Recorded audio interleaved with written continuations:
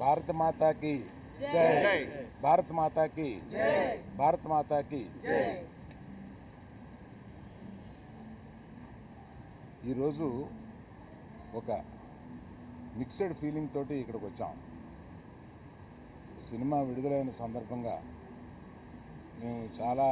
ఉత్సాహంగా రావాలనుకున్నది వెనకాల ఎక్కడో మన దేశం గురించి మన సైనికులంతా అక్కడ పోరాడుతుంటే మనం దీన్ని సెలబ్రేషన్గా చేయకూడదు, కేవలం ప్రేక్షకులకి కృతజ్ఞత చెప్పేలాగా ఒకటి పెట్టుకున్నాము అని అనుకుని కేవలం మా సపోర్టు ఈ సందర్భంగా